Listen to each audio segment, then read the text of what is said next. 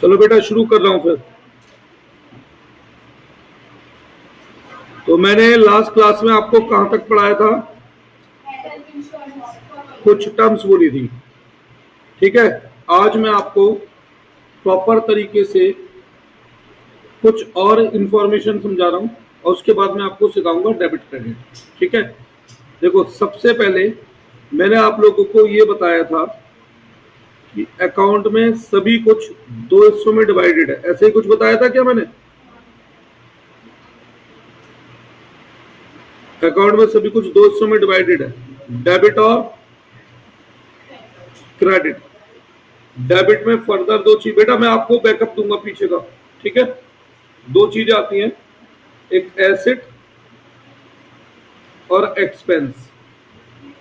Credit में further दो चीजें आती हैं, लायबिलिटी और इनकम। एक्सपेंस के साथ साथ डेबिट में क्या आते हैं? लॉसेस। एक्सपेंस के साथ साथ क्या आते हैं? लॉसेस। अब फर्दर मैं इन्हें थोड़ा सा और एक्सप्लेन कर रहा हूं बेटा। इन शब्द को मैं क्या कर रहा हूं? फर्दर और एक्सप्लेन कर रहा हूं, ठीक है। क्या प्रॉब्लम है यार?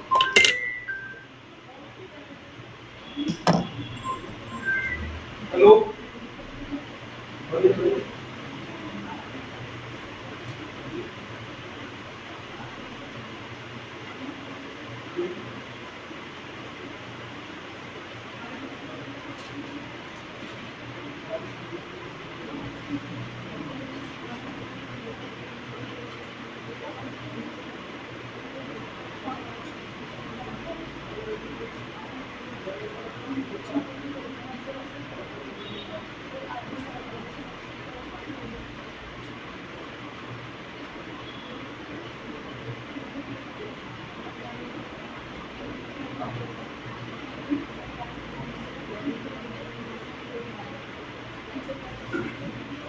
तो इसमें सबसे पहले बेटा मैं आज बात करता हूं एसेट्स।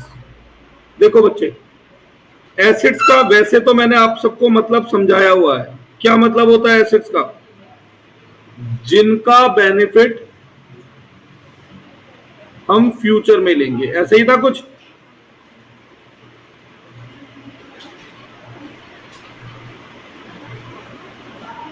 या जिनके बदले में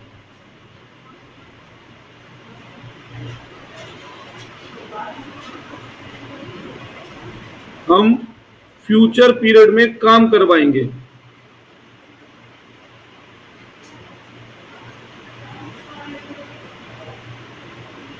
या जिनसे हमें फ्यूचर में पैसा मिलेगा, ठीक है बेटा। जिनसे हमें फ्यूचर पीरियड में पैसा मिलेगा,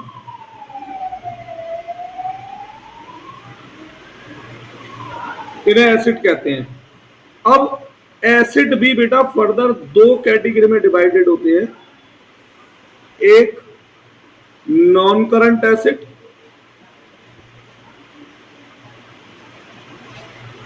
और एक करंट एसेट।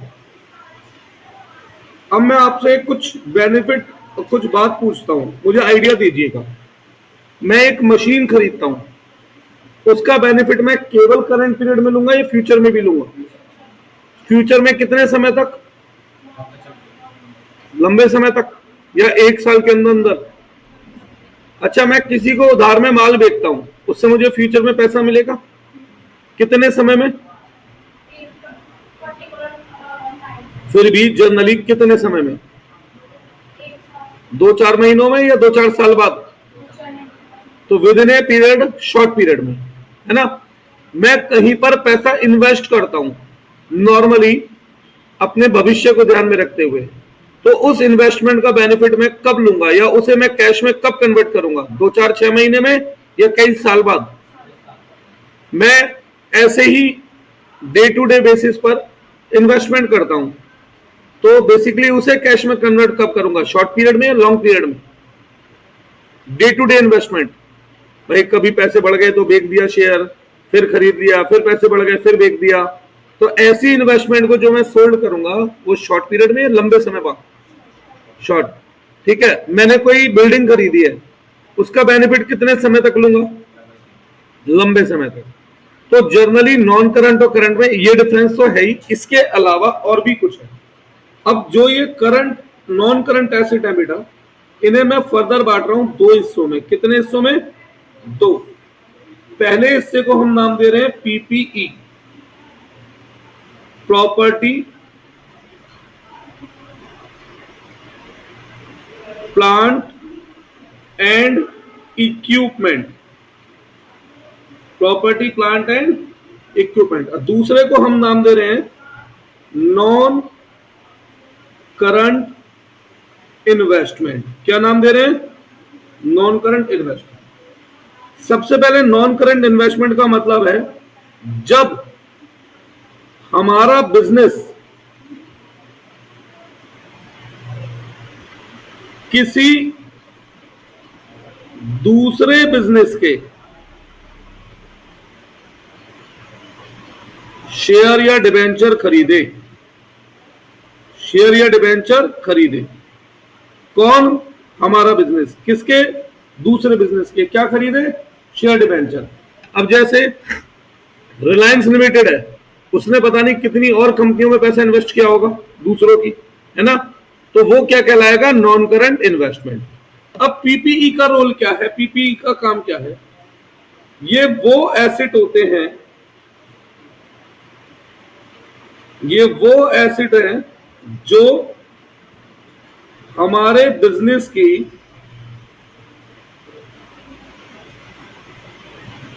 अर्निंग कैपेसिटी को बढ़ा दें। क्या करें? अर्निंग कैपेसिटी को बढ़ा दें।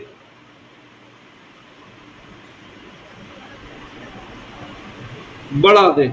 या कॉस्ट ऑफ प्रोडक्शन, जो हमारा माल बनाने की लागत है उसे कम कर दें।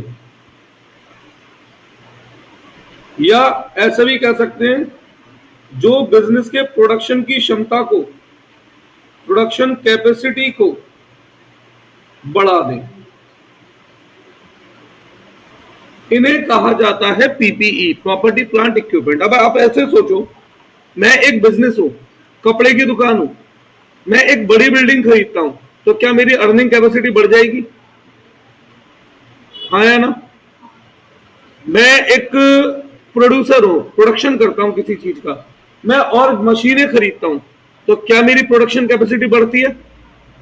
क्या मशीनें मेरे खर्चों को रिड्यूस करती हैं?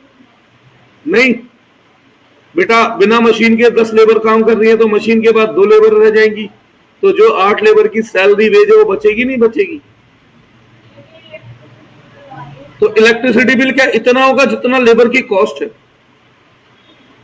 सोचो। नहीं ना? तो वो हमारे प्रोडक्शन क्षमता को बढ़ा रही है, वो हमारे कॉस्ट को क्या कर रही है? रिड्यूस कर रही है। तो ये चीजें कहलाती हैं पीपीई। अभी आऊंगा ना जब यहां पर, तब इसे एक्सप्लेन करूंगा बेटा। अब ये पीपीई फर्दर दो हिस्सों में डिवाइडेड होता है। कितने हिस्सों में? दो। एक टेंजेबल फिक्स एसेट,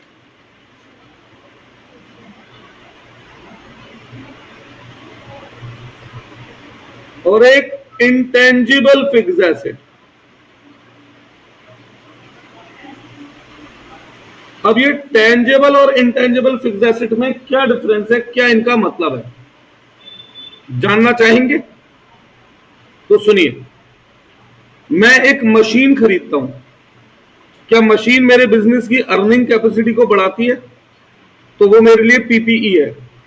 अगर मैं कहीं बाहर से अपने एम्प्लॉय को फोन करके बोलूं भाई मशीन की जरा फोटो भेज दियो, भेज सकता है क्या?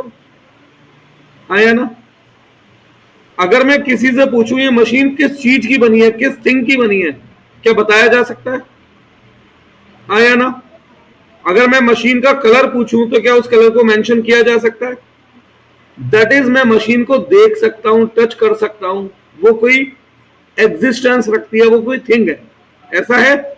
तो बेटा टेंजिबल फिक्स एसेट्स का मतलब होता है assets which have some physical existence, assets which have some physical existence are tangible assets, tangible fixed assets, जो किसी चीज के बने हैं, जिनकी मौजूदगी है धरती पर, जो दिखाई दे, दैट इज वो एसेट जिन्हें हम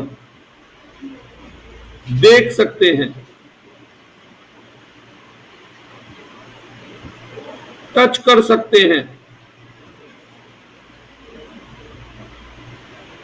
ठीक है। उन्हें क्या कहा गया है? उन्हें कहा गया है टेंजिबल फिक्स्ड एसेट। क्या कहा गया उन्हें? Tangible fixed assets.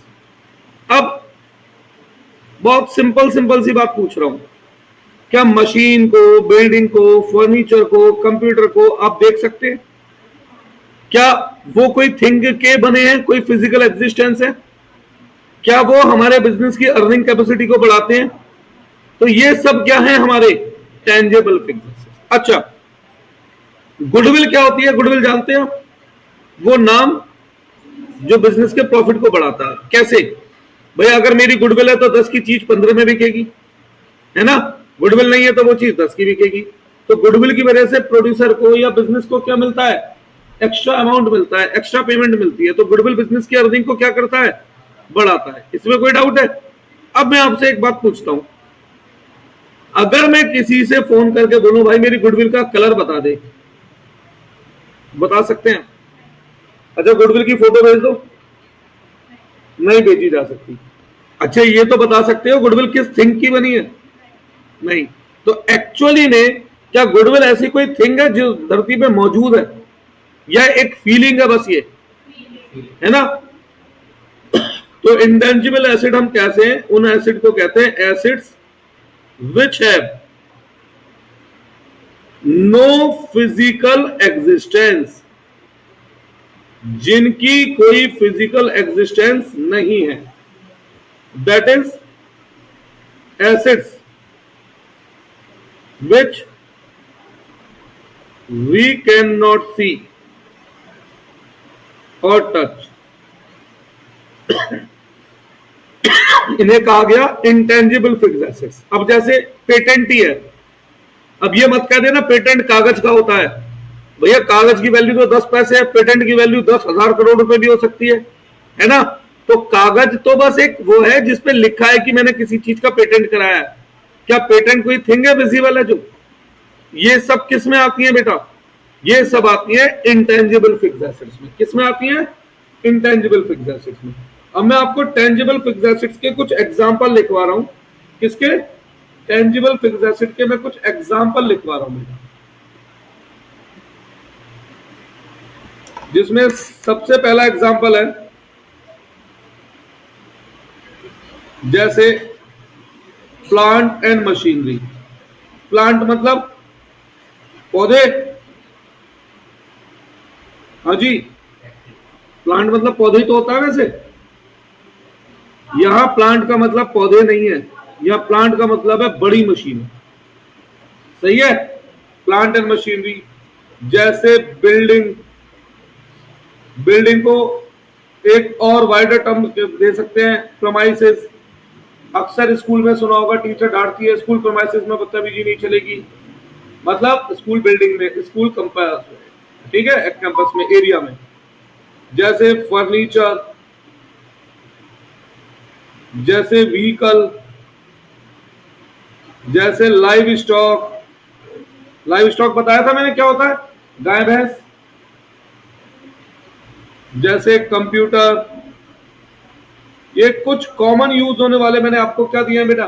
एग्जाम्पल दिए हैं। जैसे फोन, ये क्या है? कॉमन यूज होने वाले एग्जाम्पल है। अब इंटेंजिबल फिक्स्ड एसेट के अगर मैं एग्जाम्पल आपको दूं तो सबसे पहला नाम गुडविल, दूसरा नाम पेटेंट, कॉपीराइट, रूट परमिट। अब आप कहेंगे ये क्या होता है? मेरा ट्रांसपोर्टेशन का काम है, तो जितनी ज्यादा जगहों के मेरे पास रूट परमिट होंगे उतनी ही ज्यादा मेरी क्या होगी बेटा, इनकम होगी। सही कह रहा हूं गलत कह रहा हूं? जैसे रूट परमिट हो गया, लाइसेंस, हाँ जी भाई सपोज करो लिकर के काम में बहुत कमाई है तो मैं खोल के बैठ जाऊं, ऐसी बिक जाएगी ना? बिक तो जाएगी पर मुझे बेचने से पहले पुलिस वाले पकड़ लेंगे। क्यों? तो जिसके पास लाइसेंस होगा वही बेच पाएगा उसे, तो यानी वही कमाई कर पाएगा। तो लाइसेंस मोनोपोली क्रिएट करती है। क्या क्रिएट करती है लाइसेंस? मोनोपोली। अब जैसे सपोज करो वेपन्स है, उन्हें बेचने का लाइसेंस गाजियाबाद में केवल मेरे पास है, तो भैया मेरा कोई कॉम्पिटिटर होगा? नहीं। उस केस में मैं वेपन्स महंगे बेचूंगा तो भी लोगों की मजबूरी है मुझसे ही खरीदना जिन्हें खरीदना है। क्यों? क्योंकि लाइसेंस केवल मेरे पास है। तो ऐसे में लाइसेंस क्या करता है बेटा, हमारी अर्निंग बढ़ाता है। ठीक है। जैसे फ्रेंचाइजी, हाँ जी फ्रेंचाइजी हमारी अर्निंग बढ़ाती है क्या? है ना? अब अगर मैं खुद का ढाबा खोल के बैठ जाऊं तो शायद कम ग्राहक आए, बीकानेर का नाम लेके खोल के बैठ जाऊं तो शायद ज्यादा ग्राहक आए। ठीक है। ये किसके एग्जांपल दिए मैंने सब? जैसे डिजाइन, भाई मैं एक ऐसा डिजाइन बना लेता हूं और उसको रजिस्टर्ड करा लेता हूं जो लोगों को पसंद है। अब कोई आदमी वो सेम डिजाइन कॉपी नहीं कर पाएगा, तो मजबूरी है कि जिन्हें भी मेरे डिजाइन वाला प्रोडक्ट खरीदना है वो मुझसे खरीदेंगे और मैं उन्हें क्या दूंगा, महंगा। तो ये किसका एग्जांपल है? Intangible fixed asset. वापस आते हैं। अब नॉन करंट इन्वेस्टमेंट का मतलब क्या है यहां पर? देखो बेटा, जब हमारा बिजनेस किसी दूसरे के बिजनेस में शेयर खरीदे या डिबेंचर, तो आप में से एक बच्चे ने मुझसे पूछा ये डिबेंचर क्या है, पूछा था।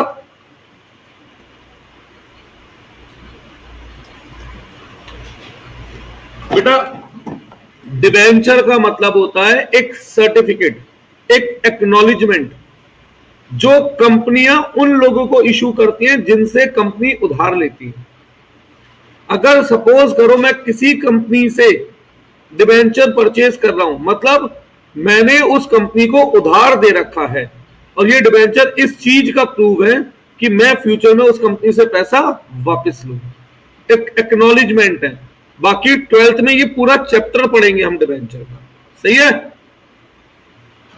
जैसे अब इन्वेस्टमेंट किस में हो सकती है? मे बी गोल्ड में भी कर दे कोई, हो सकता है ना? इन्वेस्टमेंट इन मेटल, इन्वेस्टमेंट शेयर में भी हो सकती है।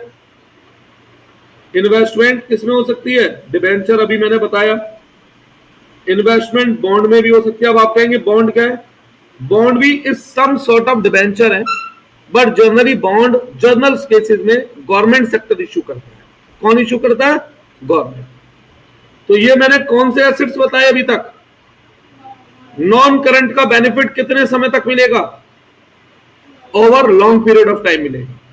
ठीक है। मैं ये नहीं बोल रहा 2 साल, 5 साल, 20 साल, 50 साल, over long period of time. लिखिए, जब नीचे करना हो बता देना, मैं नीचे वाला दिखा दूंगा, पहले ही लिख लीजिए।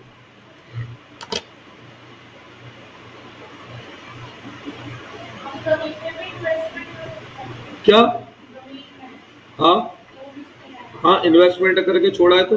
लेकिन जब जमीन ही खरीद लेंगे तो यार बेटा जमीन तो फिर हम टेंजिबल फिक्स्ड एसेट में ही नहीं लिख देंगे, लैंड। क्यों बच्चे?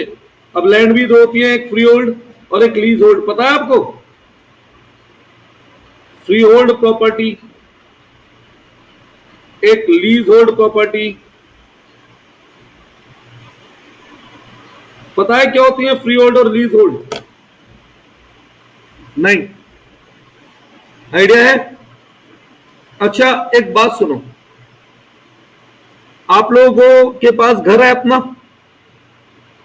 कितने साल तक रहेगा वो आपके पास अपना घर? अनंत काल तक यानी? बेटा प्रॉपर्टी भी दो तरीके से ली जाती है। एक लीज, मतलब गवर्नमेंट ने हमें दी ही 80 साल के लिए है, 90 साल के लिए है। 90 साल के बाद वो प्रॉपर्टी गवर्नमेंट वापस ले सकती है, तो इसे कह दिया जाता है लीज होल्ड। जर्नली जितनी भी प्रॉपर्टी हम खरीदते हैं पहले जीडीए वगैरह से वो सब लीज होल्ड होती है, बाद में हम उन्हें फ्री होल्ड में कन्वर्ट करा सकते हैं। फ्री होल्ड मतलब अब उस पर गवर्नमेंट का कोई हक नहीं है। मैं, मेरे बाद मेरे बच्चे, उनके बच्चे, उनके बच्चे, उनके बच्चे, उनके बच्चे, अगर ये बेचते नहीं है तो ये तब तक हमारे पास ही रहेंगे। ठीक है, एक और तरीका बताता हूं बिजनेस के पॉइंट ऑफ व्यू से। गवर्नमेंट ने कोई इंडस्ट्रियल प्लॉट अलॉट किया, तो गवर्नमेंट जो इंडस्ट्रियल प्लॉट देगी ना, वो कभी भी ऐसा नहीं है वो जीवन भर के लिए हमेशा के लिए मेरा हो गया, मेरे पुश्तों का हो गया। उसमें एक टाइम पीरियड फिक्स है। जैसे सपोज करो मैंने मॉल बनाने के लिए एक जमीन लिया गवर्नमेंट से, तो 90 साल की लीज तय कर दी गई। 90 साल तक मैं उस जमीन को यूज करूंगा और उसी पर्पज से यूज करूंगा जिस पर्पज से ली है। मॉल के लिए या सिनेमा हॉल के लिए लिया तो उसी पर्पज से, और 90 साल बाद में उसे रिन्यू करा सकता हूं लीज को। पर 90 साल बाद अगर लीज रिन्यू नहीं कराऊंगा तो मुझे प्रॉपर्टी उन्हें वापस लौटानी पड़ेगी। पर कितने साल बेनिफिट मिल रहा है इसका? 80-90 साल। तो लंबे समय छोटे या एक विद इन करंट पीरियड, तो ये एसिड ही रहेगा ना, और ये नॉन करंट ही रहेगा। क्लियर है? ऊपर का नोट कर लिया ये सबने? नॉन करंट इन्वेस्टमेंट ये रही, ये ऐसे चल रहा है ना बेटा। ले पहले तो ये नोट कर, फिर मैं नीचे कर दूंगा। जब हमारा बिजनेस किसी दूसरे के बिजनेस के शेयर या डिबेंचर खरीद रहा है तो उसे हमने नाम दिया है नॉन करंट इन्वेस्टमेंट। ठीक है, क्या नाम दिया उसे? Non current investment. कोई डाउट है? ये लिख लिया नीचे वाला? ठीक है, अब आता हूं मैं किस पे? करंट एसिड पे। देखो बच्चों, करंट एसिड का जो मतलब है, बेसिकली आप इन्हें ऐसे समझो, इन्हें आप मॉनेटरी एसिड की तरह ट्रीट करो। मॉनेटरी एसिड का मतलब होता है जो एसिड्स हमारे पास इसलिए हैं जिन्हें हम मनी में कन्वर्ट करने के लिए रखते हैं। फॉर एग्जाम्पल, आप गुड्स खरीदते हैं बिजनेस में। गुड्स क्यों खरीदते हैं? मनी में कन्वर्ट करने के लिए ना। बैंक में पैसा है वो तो खुद ही मनी है, कैश है वो तो खुद ही मनी है। ठीक है, बाकी इन्हें ऐसा कुछ लिखा जाता है जिन एसिड्स का benefit over short period of time मिल जाएगा, या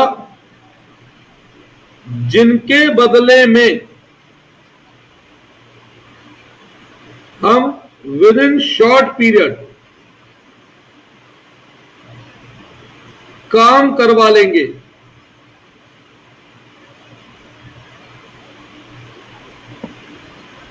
या जिनके बदले में या जिनको with in short period cash में कन्वर्ट कर दिया जाएगा या करा जा सकता है,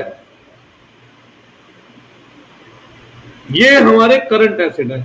अब ये शॉर्ट पीरियड क्या है भाई? वैसे तो शॉर्ट पीरियड का मतलब है यहां पर 12 मंथ और 1 ऑपरेटिंग साइकिल पीरियड, पर आप लोग अभी 11th में हैं, ये डेफिनेशन 12th में है, तो फिलहाल आप 11th के लिए कह सकते हैं short period means for the purpose of 11th।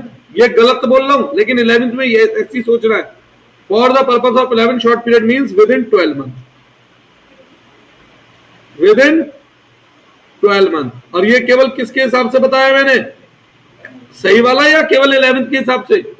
केवल 11th के हिसाब से बोला है। ठीक है, किसके हिसाब से बोला है? 11th के। ठीक है बेटा, अब मैं इसके कुछ एग्जांपल लिखता हूं। जैसे एग्जांपल, सबसे पहला एग्जांपल करंट एसिड का कैश। कैश तो कैश ही है, वो तो ऑलरेडी कैश है। जब चाहे यूज कर लूं, इंस्टेंट कर लूं, विद इन 12 मंथ कर लूं, विद इन 15 मंथ कर लूं, कभी भी कर लूं, है ना। बैंक, जो बैंक में पैसा जमा है उसे भी आप इंस्टेंट कैश में कन्वर्ट कर सकते हैं। Short term investment, short term investment मतलब वो इन्वेस्टमेंट जिन्हें मैं खरीदता ही इसलिए हूं कि मैं उन्हें 2-4 हफ्तों में, महीनों में, 2-4 दिन में बेच दूं। बहुत लोग करते हैं ना बेटा शेयर में ऐसा काम, खरीदते रहते हैं, बेचते रहते हैं, तो क्या वो लंबे समय तक होल्ड करते हैं उन शेयरों को? नहीं। तो शॉर्ट टर्म इन्वेस्टमेंट, जैसे डेटर, क्या मतलब बताया था मैंने कल डेटर का? जिन्हें हम उधार में माल बेचते हैं। तो जिन्हें हम उधार में माल बेचते हैं उनसे कितने समय में पैसा मिलता है? लंबे समय में, वेरी शॉर्ट पीरियड में, 2-4 महीनों में। बिल्कुल डेटर के जैसे ही एक है बिल रिसीवेबल। 15-20 मिनट देके मैं बिल रिसीवेबल का पूरा मतलब बताऊंगा। फिलहाल आप ये बात याद रख लो, bill receivable is some sort of debtor है। भाई उधार में माल बेचा है तो पैसा लेना है, कितने समय में? शॉर्ट पीरियड में। जैसे एक्रूड इनकम, किसी के लिए काम कर दिया पर पैसा अभी नहीं मिला, तो कब मिलेगा? 2-4 महीनों में मिल जाएगा। जैसे प्रीपेड एक्सपेंस, किसी को हमने एडवांस में कोई पेमेंट करी है, फॉर एग्जांपल वर्कर मेरे यहां काम करते हैं, एडवांस में सैलरी दे दूं, तो कितने समय में मैं उनसे काम करवाऊंगा? शॉर्ट पीरियड में। आप में से बेटा फर्स्ट क्लास किस किस की नहीं हुई थी? आप चारों की थी फर्स्ट क्लास? अभी मैं ग्रुप में और पूछ लूंगा जिनकी नहीं हुई थी। कल मैं फर्स्ट क्लास वालों को, छूट रही है जिनकी, उन्हें बुला रहा हूं। जैसे स्टॉक, भाई स्टॉक का मतलब मैंने क्या बताया था? Unsold goods. अब सपोज करो मेरी कपड़े की दुकान है, मैंने इस साल 10 लाख रुपए का माल खरीदा, साल के आखिरी दिन 1 लाख रुपए का माल बच गया, तो वो बेचूंगा ना? कब? 8-10 साल में, या विद इन 1 पीरियड बेचने की कोशिश करनी है मुझे? तो वो क्या है? Current asset. क्या है वो भी? Current asset. तो ये कुछ एग्जांपल थे, आप लोग इन्हें नोट करना चाहे कर लीजिए सारे को। उसके बाद ये ऊपर से यहां तक, ऊपर वाला नोट हो गया सबका? ये भी हो गया था साइड वाला? तो फिर ये करंट एसेट नोट कर लीजिए, फिर उसके बाद में आगे बढ़ता हूं।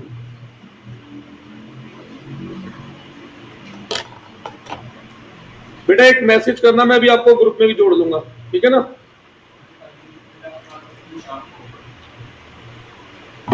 संडे को तो बेटा बेसिकली कोशिश करता हूं सुबह पढ़ा दूं, आप भी फ्री शाम को, मैं भी एक दिन मिल जाता है घर वालों के लिए। आपको कहीं जाना है? कितने बजे जाना है? 11, 11:30 जाएगा ना, मैं तो उससे पहले पढ़ा दूंगा, ठीक है? 11 बजे तक तो मैं आधे बैच पढ़ा चुका होता हूँ। सुबह 7 बजे से होते हैं रूटीन में पर डे। बेटा मैंने अभी फीड नहीं किया था, मेरे को जाने से पहले करवा दीजिए, है ना? मैं और बच्चों को भी जो आज छुट्टी पे बोल देता हूँ, जिन्हें भैया पहली क्लास लेनी हो वो कल आ जाओ सुबह। बड़े आगे क्या सबने नोट कर लिया? अब अगले नंबर पे आता हूं मैं, एक्सपेंसेस।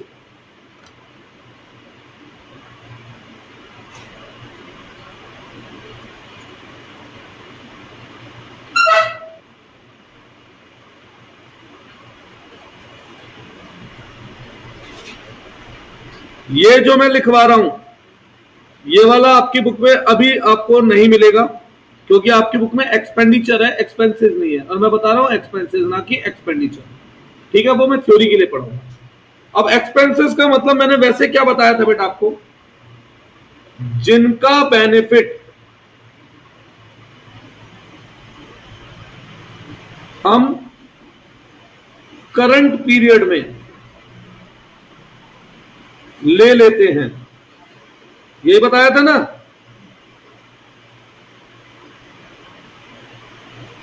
या जिनके बदले में,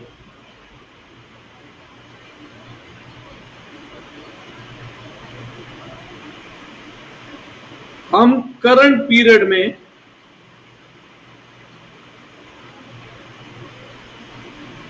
काम करवा लेते हैं,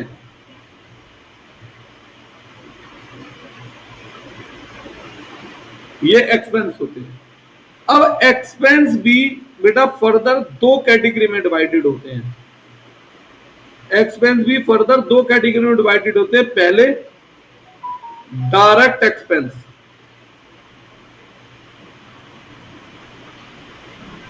और दूसरे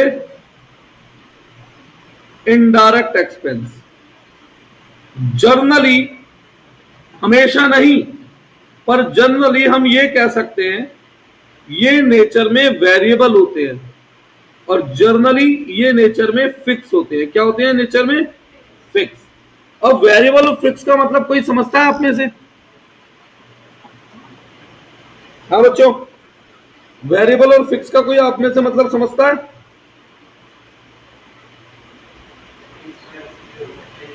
कोई भी प्रोडक्ट वगैरह जैसे लेना उसकी फिक्स ही रहेगी वैल्यू, बट कोई और जैसे इसकी वैल्यू ओवरऑल टाइम पीरियड में चेंज होती रहती है, उसको वेरी नहीं कर सकते। नहीं, ऐसे समझो, मैं बताता हूं। मेरा ये कोचिंग सेंटर चलाता हूं, ठीक है बेटा। अब मैं आपको अपने कुछ खर्चे गिनवाता हूं। भाई बच्चों को क्या लगता है जितनी फीस आई सब भैया की कमाई? ऐसा नहीं होता है ना। मैं रेंट देता हूं यहां 30,000 रुपए का। बिजली का बिल नियर अबाउट आता है जो 8,000 रुपए महीना, 7,000 रुपए महीना, कमर्शियल होता है क्योंकि, सही है, 7,000 रुपए महीना। एक साफ सफाई के लिए लेडी आती है, 3,000 रुपए महीना मैं उन्हें देता हूं। पानी अभी नहीं आ रहा, अभी शुरू हो जाएगा पानी वाला आना, महीने के 1,500 रुपए मैं उसे दूंगा। कितने खर्चे गिनवा दिए मैंने अभी तक?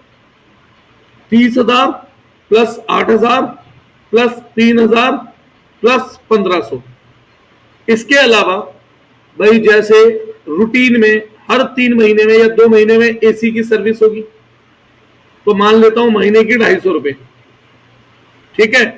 ये चेयर जो मैंने खरीदी है इनकी वैल्यू भी गिरेगी, चलो इसे अभी फिलहाल स्किप कर देता हूं। अब दूसरी तरफ और भी खर्चे हैं। जैसे मैं बच्चों को सपोज करो फोटोकॉपी देता हूं, तो जो मैं पर बच्चा फोटोकॉपी देता हूं उसमें मेरा खर्च होता है 100 रुपए महीने का। कितना? 100 रुपए महीने का। इसके अलावा ऐसे समझो मैं इंक खरीदता हूं या व्हाइट बोर्ड मार्कर खरीदता हूं, ठीक है, ये मेरे सब खर्चे हैं। अब एक बात बताओ, मैं कोई एक महीना है, लेट से ये अप्रैल ही है, अब 11th के आप देखो केवल कितने बच्चे दिख रहे हो? फिलहाल 5। भाई बाद में जाके 45-50 होंगे, पर अभी आप कितने दिख रहे हो? केवल 5। अप्रैल के मार्च में एक बच्चा नहीं था ट्यूशन में, तो क्या रूम का रेंट दिया होगा मैंने? कितना? कम या 30,000 ही? क्या बिजली का बिल दिया होगा या बिजली वालों से कह दिया होगा बच्चे नहीं है तो बिल किस बात का दिया होगा? क्या वो सफाई वाले को बिल दिया होगा मैंने? दिया होगा। तो ये जो मेरा खर्चा है, क्या ये इस बात पर निर्भर करता है कि बच्चे कम है या ज्यादा, या ये फिक्स है? बच्चे 0 हैं तो भी उतना, बच्चे 20 हैं तो भी उतना, बच्चे 100 हैं तो भी उतना, और बच्चे 300 हैं तो भी उतना। तो क्या ये खर्चा इस बात पर निर्भर करता है कि बच्चे कितने? क्या बच्चे बढ़ने पे खर्चा बढ़ जाएगा? बच्चे कम होने पे खर्चा कम हो जाएगा? बच्चे 0 होने पे खर्चा 0 हो जाएगा? तो बेटा this one is fix expense. समझ आ गया? अब फोटोकॉपी की बात करता हूं। जिस महीने में 0 बच्चा है, फोटोकॉपी पे कितना खर्च होगा? 2 बच्चे हैं तो 10 बच्चे हैं तो 1,000, 100 बच्चे हो जाएंगे तो 10,000। जैसे जैसे बच्चे बढ़ते जाएंगे ये खर्चा बढ़ता जाएगा, जैसे जैसे खर्चे कम होते जाएंगे, तो बच्चे कम होते जाएंगे ये खर्चा कम हो जाएगा। बच्चे 0 हैं तो ये खर्चा 0। तो ये जो खर्चा है ये किससे लिंक्ड है? डायरेक्ट प्रोडक्शन से, सर्विस के प्रोडक्शन से। तो इसे कहा गया direct expense, that is variable. क्या कहा गया इसे? वेरिएबल। अब एक एग्जांपल देता हूं। फैक्ट्री में मजदूर काम करता है और क्लर्क भी काम करता है। मजदूर को आप जो तनख्वाह देते हो वो महीने की देते हो, दिहाड़ी पे देते हो, डे बेसिस पर? मजदूर को डे बेसिस पर। और जो क्लर्क को तनख्वाह देते हो, अब लेट से क्लर्क की तनख्वाह है 50,000 रुपये महीना, किसी महीने में 25 दिन काम होता है, तो कितनी तनख्वाह दोगे? किसी महीने में भाई साहब 12 छुट्टियां हो गई एक ही महीने में, क्लर्क की नहीं, जो फैक्ट्री में गवर्नमेंट की डिक्लेयर छुट्टी है, तो केवल 18 दिन काम हुआ, अब कितनी तनख्वाह दोगे? किसी महीने में 28 दिन काम हो रहा है, किसी महीने में केवल 15 दिन काम हो रहा है, तो ये क्या है? फिक्स। अब मैं मजदूरों की दिहाड़ी की बात करता हूं। जो मजदूर हमारे यहां पे काम कर रहा है उसे डे बेसिस पे देते हो, एक दिन काम करेगा महीने में, तो महीने में 10 दिन काम करा तो 25 दिन काम करा तो 12 दिन काम करा तो अब आप बताओ इन दोनों में से डायरेक्ट और इनडायरेक्ट कौन सा है? तो वेजेस डायरेक्ट है और इनडायरेक्ट सैलरी। अब मजेदार बात बोलूं, ये मैं अकाउंट में बताया, इकोनॉमिक में सैलरी वेज सब एक है, ठीक है बेटा? तो लेबर लॉ में सैलरी वेज एक है। तो बेटा अलग अलग जगहों पर अंग्रेजी में यह दुविधा है, एक ही शब्द के सब्जेक्ट वाइज मीनिंग ही बदल जाते हैं, ठीक है? फिलहाल तो मैं अकाउंट पढ़ा रहा हूं, तो अकाउंट में वेजेस मतलब और सैलरी मतलब डिफर होता है। अब डायरेक्ट एक्सपेंस जनरली हम कहते किसे हैं, ये तो मैंने समझा तो दिया बेटा, समझ जाओगे अब? क्लियर है? पर मैं फिर भी लिखता हूं, देखो, direct expense are those expense which are related to point number 1 purchase of goods। क्या मैं आपको गुड्स का मतलब समझा चुका हूं, है ना? पहले इसलिए समझाया कि जब ये शब्द आए तो मैं आपको बता सकूं आराम से। गुड्स का मतलब मैंने क्या बताया था? कोई भी चीज जो दुकान खरीदती है या तो as a raw material use करने के लिए या फिर रिसेल के लिए। और expense which are related to factory expense या expense which are related to production of goods. तो इन तीन से संबंधित जो खर्चा होगा, अगर वो वेरिएबल नहीं भी है तो भी फिलहाल आप लोग 11th में उसे कहां गिर रहे हैं? डायरेक्ट एक्सपेंस में, ठीक है? किसमें? डायरेक्ट एक्सपेंस में। तो डायरेक्ट एक्सपेंस में बेसिकली तीन तरीके के खर्चे हैं। वो खर्चे जिनका माल खरीदने से संबंध है, वो खर्चे जिनका माल बनाने से संबंध है, और वो खर्चे जिनका फैक्ट्री से संबंध है।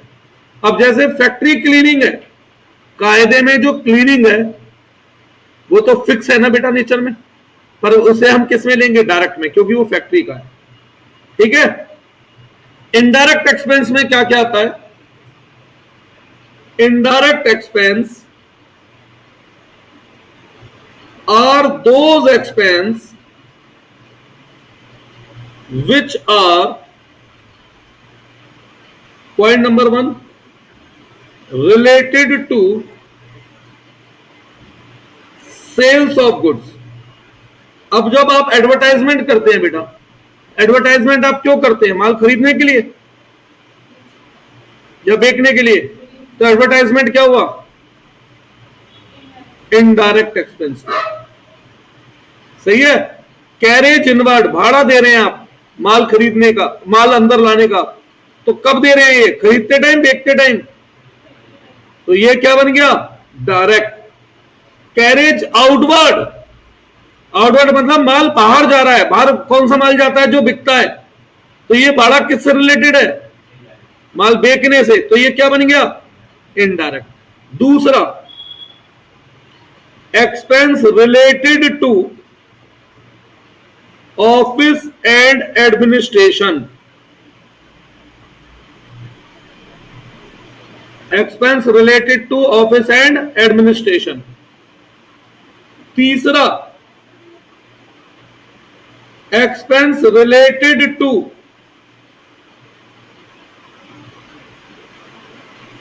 सेलिंग हो गया, ऑफिस हो गया, finance, that is financial expense. अब फाइनेंशियल एक्सपेंस का मतलब क्या हो गया बेटा यहां पर, जैसे फॉर एग्जाम्पल आप लोन लेते हैं तो उस पर इंटरेस्ट देना पड़ता है, कोई बैंक से काम करा रहे हैं तो बैंक चार्ज वगैरह देना पड़ता है, उन्हें क्या कह दिया गया, फाइनेंशियल एक्सपेंस। और लॉसेस, जितने लॉस हैं वो भी सब क्या है, इनडायरेक्ट एक्सपेंस है। इसके अलावा डेप्रीसिएशन एंड रिपेयर, देखो मेरा मन तो यह कहता है कि मैं डेप्रीसिएशन और रिपेयर को डायरेक्ट एक्सपेंस में दिखाऊं। जर्नली मशीनों पे डेप्रीसिएशन लग रहा है, मशीन यूज कहां होती है, फैक्ट्री में, ऑफिस में, तो वे कहां का खर्चा है।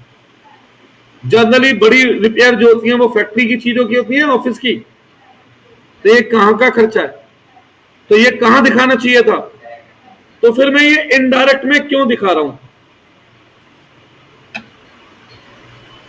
हम ये अज्यूम करके चल रहे हैं डेप्रिसिएशन हम साल में फिक्स लगाते हैं, चाहे काम करें ना करें इतना डेप्रिसिएशन लगेगा। अगर आप लोग जब 11th 12th पास कर लोगे, कल सीए वगैरह की पढ़ाई करते हो तो वहां पर एक अकाउंट सीखोगे बेटा, मैन्युफैक्चरिंग अकाउंट, तो वहां पर डेप्रिसिएशन और रिपेयर ऑफ मशीन को हम किस में लेंगे पता है आपको, डायरेक्ट एक्सपेंस। पर अभी ये कस्टम चला रखा है 11th में, तो जो चल रहा है कस्टम में उसे छेड़ नहीं सकता, क्यों, स्कूल में मार्क्स उसी से मिलेंगे, ठीक है। तो फिलहाल आप याद रख लें डेप्रिसिएशन रिपेयर वैसे तो डायरेक्ट होना चाहिए था, पर इसे कवर किस में कर रहे हैं हम लोग, इनडायरेक्ट। इसके अलावा नॉन ऑपरेटिंग एक्सपेंस, अब नॉन ऑपरेटिंग एक्सपेंस का मतलब क्या है, वो खर्चे जो बिजनेस की रूटीन ट्रांजैक्शन के नहीं है। फॉर एग्जाम्पल बेटा, मेरा काम है, कपड़ों की दुकान है मेरी, तो मैं कपड़े खरीदता हूं बेचता हूं, ये ऑपरेटिंग एक्टिविटी है। कपड़ों की थोड़ी बहुत सिलाई ऑल्टरेशन होती है, ये भी ऑपरेटिंग एक्टिविटी है। कपड़ों के साथ टाई परफ्यूम वगैरह बेच देता हूं, ये भी बेसिकली ऑपरेटिंग का पार्ट है। पर सपोज करो मेरी दुकान में कोई एसी पुराना हो गया, मैं उसे बेच रहा हूं, क्या ये मेरा रूटीन काम है, क्या ये दुकान मैंने एसी बेचने के लिए खोली है, तो इसे हम कहेंगे नॉन ऑपरेटिंग एक्टिविटी। और इससे रिलेटेड कोई खर्चा है वो भी किस में आएगा, इनडायरेक्ट में। किस में आएगा, इनडायरेक्ट में। आराम से सोचो और बताओ, कोई डाउट है डायरेक्ट इनडायरेक्ट में। मैं एग्जाम्पल लिखवाऊंगा, पर कब, नेक्स्ट क्लास में। अब मैं 10-12 एग्जाम्पल केवल डिस्कस करूंगा, आप सोचेंगे, क्योंकि मेरा मोटिव ये नहीं कि आपको मैं रटाऊं, मेरा मोटिव है मैं आपको थोड़ा सा दिमाग में बैठाऊं। अब वो कब बैठता है, जब लिख के दे दूं या जब मैं आपसे पूछूं रीजन के साथ, तो ठीक है। मैं अब आपसे पूछना शुरू करता हूं, आप मुझे बताइएगा ये डायरेक्ट एक्सपेंस है इनडायरेक्ट। स्टेशनरी बेसिकली फैक्ट्री में यूज होती है, बेसिकली ऑफिस पर्पस के लिए यूज होती है, तो ये क्या बनी, इनडायरेक्ट।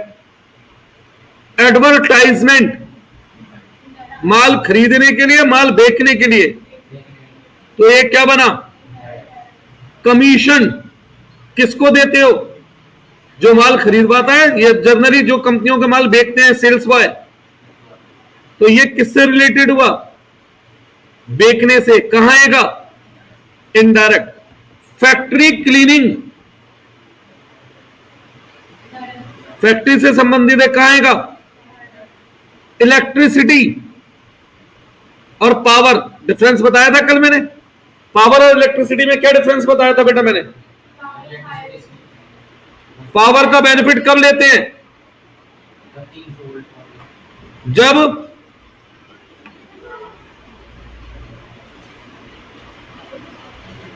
पावर किसे कहते हैं बताओ,